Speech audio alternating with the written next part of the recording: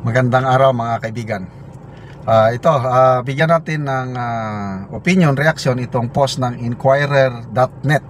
Sabi, look, Senator Risa Hontiveros arrives at the NBI to file a complaint seeking assistance in investigating those behind a video of ex-Senate witness Michael Maurilio accusing her of coercing testimony against the Dutertes and Kibuloy via Zacarian Zarao. Okay, so ito may short video lang.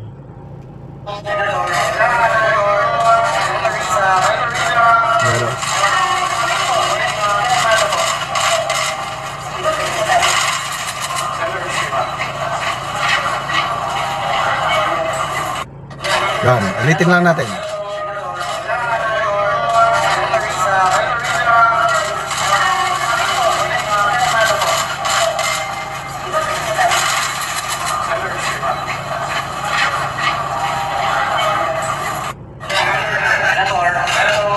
Okay, sa kanyang press conference the other day, sinabi niya yan na by Wednesday magsasampa ng complaint sa NBI. At ito na nga nangyari na. Okay, so ano ito? Dagdag action para maipakita na inosente siya. So sa nakikita ko ngayon, nasa damage control sila kasi nga very damaging ang akusasyon ni Karine. Malaking bagay ito sa kanyang ambisyon sa 2020 dahil ang aga-aga nagsabi na siya si BP Sara natin wala pang ang klaro, wala pang formal announcement si BP, kung minsan pahaging-haging lang ka lang, wala pa, magde-decide lang ako siguro 2027, mga ganon. Although pinakamalakas si BP Sara, si Speaker Martin Romualdez ganon din. Sabi nga ng kanyang spokesperson, wala daw, trabaho lang ang speaker, hindi yung sa 2028, walang kinalaman. Ang ginagawa ng speaker ngayon is plain public service, ganon. Nakakapagtaga si Senator Risa, nagpahayag na siya, she is open for 2028. Dahil sa mga ganong pronouncement, yun na, biglang lumabas si Karine. Malaking bagay yun sa isang So, sino ang nasa likod ng Karine na ito? Yun ang gustong malaman ni Senator Risa, kasi sabi niya sinungaling yung Michael na yan. Sumagot naman si Michael na nasusuka na ako sa iyo, Senator Hontiveros.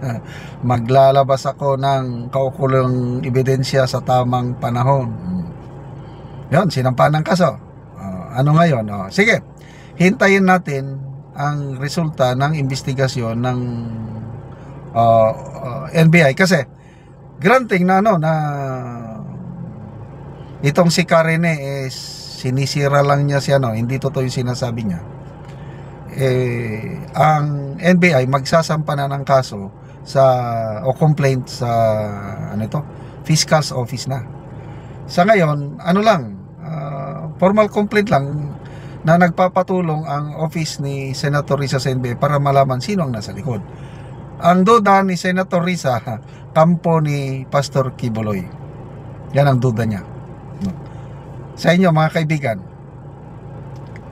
may kakayahan pa ba ang grupo ni Pastor Kibuloy na although ang makikinabang sa pagbaliktad ni Karine, kampo ni Kibuloy. Itong pagbaliktad ni Karine na nakikita ko is na ngayon mas totoo na yung sinasabi niya. Nung unang pag-appear niya sa Senate investigation last year, hindi ako masyadong wala. Kasi nakatakip mo ka tapos nagbabasa. To me, not counted yun. Kaya hindi ko siya masyadong pinansin. Ngayon na nagsalita siya, grabe. Grabe ang kanyang tapang, wala nang takip. May logic yung sinasabi niya, it makes sense. Dugtong-dugtong. Very consistent yung sinasabi niya ngayon. Kaya ang problema ngayon kay Karine, yung security niya, yung kanyang ang tanong, yung kanyang seguridad, kaya bang ibigay ng kampo ni Pastor Kibuloy? I don't think so. Kwarta, kung nagpabayad man siya kwarta, I don't know kung kaya pang magbayad ng kwarta itong si Pastor Kibuloy dahil problemado na siya sa ano. So, sino ang nasa likod nitong si Karine? Bakit very confident siya na lalabas? Despite yung mga kaso, despite sa buhay niya, delikado siya mayroong malaking handler dyan. Sabi nga ni Sasasot sa kanyang mga post, Risa Girl, wala na, pinagtritripan ka na ng mga judik.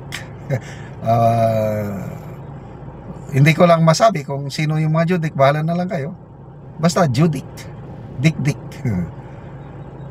Pinagtritripan, nilaglag ka na ng LBM. Sino naman yung LBM? At least bahala na kayo, basta sinusubaybayan ko itong mga post ni Sasasot tungkol kay Risa. Naaawa na siya kay Risa Hontiveros kasi sabi ni Risa Girl, kung ano ang ginawa nila kay BP Sara, gagawin din sa iyo. So BP Sara, bakit ginagawa? Kasi malakas siyang kandidato sa 2028. Kailangan mawala siya sa landas ng kung sino man yan na nag-i-ambition din maging presidente. Risa biglang sumausaw. So ito kaya ay kagagawan niya sa kalaban sa politika. So nahulog na ba sa patibong ng kalaban sa politika si Senator Risa? Kasi pag itong kakasuhan nila si Karine, nako, sigurado yan si Karine, nakahandang kanyang bala. At yung handler niya ngayon, humanda si Senator Risa dahil napakalakas ang nasa likod, ang mga tao o grupo na nasa likod ni Karine ngayon. Delikado na ang karera sa politika ni Senator Risa Hontiveros. Kung makakaya na niya, so be it. Kagaya ni BP Sara, more than 2 years nang binibira ng kalaban sa politika, nakatayo pa rin si BP Sara.